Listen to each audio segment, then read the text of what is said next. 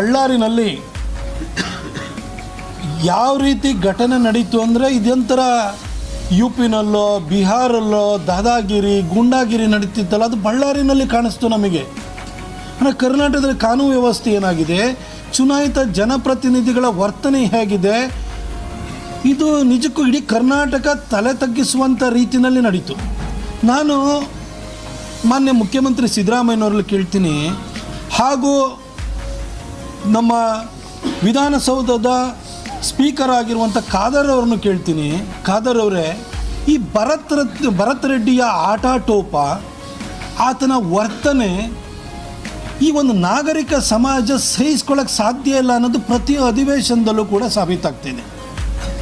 ಜನಾರ್ದನ್ ರೆಡ್ಡಿ ಚುನಾಯಿತ ಪ್ರತಿನಿಧಿ, ನೀವು ಹಿನ್ನೆಲೆ ಪೂರ್ವಾಪರ ಅದನ್ನೆಲ್ಲ ಚರ್ಚೆ ಮಾಡೋವಂಥದ್ದಲ್ಲ. ಜನಾರ್ದನ್ ರೆಡ್ಡಿ ಅವರನ್ನು ಮೊನ್ನೆ ಬೆಳಗಾಮಲ್ಲಿ ನಡೆದಂಥ ಅಧಿವೇಶನದಲ್ಲಿ ಏಕವಚನದಿಂದ ಈ ಭರತ್ ರೆಡ್ಡಿ ನಿಂದಿಸ್ತಾ ಇದೆ.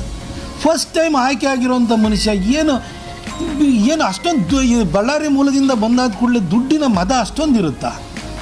ಅಲ್ಲಿ ಏಕವಚನದಲ್ಲಿ ನಿಂದಿಸಿದ್ರು ಕೂಡ ಇದು ಈ ಥರದೊಂದು ಘಟನೆ ಏನಾದರೂ ಸಂಸತ್ತಲ್ಲಿ ನಡೆದಿದ್ರೆ ಅಲ್ಲಿಂದಲೇ ಕಡತದಿಂದ ಹೊರಗಡೆ ಆಗ್ತಾಯಿದ್ರು, ವಾಗ್ದಂಡನೆ ನಡೀತಾ ಇತ್ತು, ಸ್ಪೀಕರ್ ಜಾಡಿಸ್ತಾ ಇದ್ರು. ಈ ಭರತ್ ರೆಡ್ಡಿಗೆ ಮೊನ್ನೆ ಅಧಿವೇಶನದಲ್ಲೂ ಕೂಡ ಎಗ್ಗಿಲ್ದಲೇ ಮಾತಾಡಲಿಕ್ಕೆ ಅವಕಾಶ ಮಾಡಿಕೊಡ್ಲಾಯಿತು. ಇದೊಂಥರ ಅವನಿಗೆ ಒಂಥರ ಏಜ್ ಆ ಥರ ಆಡಿಸ್ತಾ ಇದೆ ಅನಿಸುತ್ತೆ, ಉನ್ಮಾದದಿಂದ ಮಾತಾಡ್ತಿದ್ರು. ಹಾಗೆ ಬಳ್ಳಾರಿನಲ್ಲಿ ನಡೆದಂಥ ಘಟನೆಯನ್ನು ನೋಡಿ. ನನ್ನ ಹತ್ರನೂ ಕೂಡ 2008ರಿಂದ ವೆಪನ್ ಲೈಸೆನ್ಸ್ ಇದೆ, ವೆಪನ್ ಇದೆ. 2012ರಿಂದ ನನಗೂ ಗನ್ಮ್ಯಾನ್ಸ್ ಇದ್ದಾರೆ.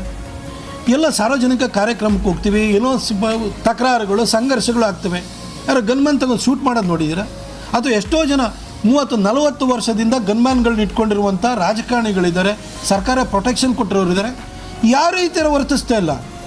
ಆದರೆ ಭರತ್ ರೆಡ್ಡಿಯ ಹಾಗೂ ಆ ಸತೀಶ್ ರೆಡ್ಡಿಯ ಅಂಗರಕ್ಷಕರು ಗುಂಡು ಹಾರಿಸಿ ಒಬ್ಬ ಕಾರ್ಯಕರ್ತ, ಅದು ಕಾಂಗ್ರೆಸ್ಸಿನ ಕಾರ್ಯಕರ್ತನೇ ಆಗಿರಲಿ, ಆದರೆ ಒಬ್ಬ ಕನ್ನಡಿಗನ ಜೀವ ಹೋಯ್ತಲ್ಲ, ಇದು ಕಾರಣ ಯಾರು? ಇಷ್ಟಾಗಿಯೂ ಕೂಡ ಪೊಲೀಸ್ ಕೇಸಲ್ಲಿ A1 ಮಾಡಿರೋದು ಯಾರನ್ನ? ಜನಾರ್ದನ್ ರೆಡ್ಡಿ ಅವ್ರನ್ನ. ಸಿದ್ದರಾಮಯ್ಯವ್ರು ಯಾವ ನೀವು ಮೇಲ್ಪಂಕ್ತಿನ ಹಾಕ್ಕೊಡ್ತಾ ಇದ್ದೀರಿ? ಮೈಸೂರಿನಲ್ಲೇ ಅಧಿಕಾರಿಗಳ ಹಿಂದೆ ನಿಮ್ಮ ಎದುರುಗಡೆನ ಅವಾಚ್ಯ ಶಬ್ದಗಳಿಂದ ನಿಂದಿಸೋಕ್ಕೆ ಮರಿಗೊಡೋಕೆ ಅವಕಾಶ ಮಾಡಿಕೊಟ್ರಿ. ರಶ್ಮಿ ಮಹೇಶ್ಗೆ ಅವರಿಗೆ ಚಪ್ಪಲಿ ಹೊಡೆಯೋಕ್ಕೆ ಅವಕಾಶ ಮಾಡಿಕೊಟ್ರಿ. MK ಗಣಪತಿ ಅಂತವರು ಅನುಮಾನಾಸ್ಪದವಾಗಿ ಸರ್ಕಾರದ ಹತ್ರ ಬೆರಳು ತೋರಿಸಿ ಸಾವನ್ನಪ್ಪೋಂಗೆ ಮಾಡಿದ್ರಿ. PSI ಜಗದೀಶ್ ಅವ್ರನ್ನ ಡ್ರ್ಯಾಗರ್ನಲ್ಲಿ ಚುಚ್ಚಿ ಸಾಯಿಸೋದಾಯಿತು. ಮಲ್ಲಿಕಾರ್ಜುನ ಬಂಡೆ ಅವರನ್ನು ಶೂಟ್ ಮಾಡಿ ಸಾಯಿಸಿದ್ರು. ಈ ರೀತಿ ಘಟನೆಗಳೆಲ್ಲ ಸಂಭವಿಸ್ತಾ ಇದ್ದು.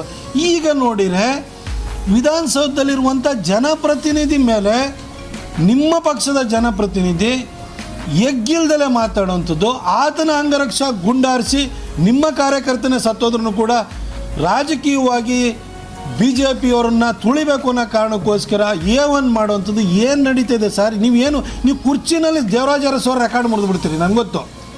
ಆದರೆ ದೇವರಾಜ ಅರಸವರು ಎಲ್ಲ ಜಾತಿ ಜನಾಂಗಗಳ ಶ್ರೇಯೋಭಿವೃದ್ಧಿಗೋಸ್ಕರ ದುಡಿದಂತಹ ಶ್ರಮಿಸಿದಂತಹ ಮಹಾನುಭವ, ಉಳುವವನಿಗೆ ಭೂಮಿ ಕೊಟ್ಟಂಥ ಮಹಾನುಭವ. ನೀವೇನು ಕೊಡ್ತೀರಿ?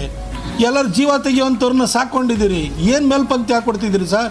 ಆ ಭರತ್ ರೆಡ್ಡಿ ಅಂತ ಒಬ್ಬ ಮೊನ್ನೆ ಬಂದಿರುವಂಥ ಶಾಸಕನಿಗೆ ಈ ರೀತಿ ನಡ್ಕೊಳ್ಳೋದಕ್ಕೆ ಅವಕಾಶ ಮಾಡಿಕೊಡ್ತಿದ್ರಿ ಅಂದರೆ ಸರ್, ಅವನು ತಪ್ಪು ಅಂತ ಮಾತ್ರ ನಾನು ಹೇಳಲ್ಲ ಸರ್, ಇದು ನಿಮ್ಮ ತಪ್ಪಿದೆ ಸರ್. ಇದರಲ್ಲಿ ಇನ್ನಷ್ಟು ಸುದ್ದಿಗಾಗಿ ನಮ್ಮ News 11 ಕರ್ನಾಟಕ ಚಾನೆಲ್ಗೆ ಲೈಕ್ ಮಾಡಿ, ಶೇರ್ ಮಾಡಿ, ಸಬ್ಸ್ಕ್ರೈಬ್ ಮಾಡಿ.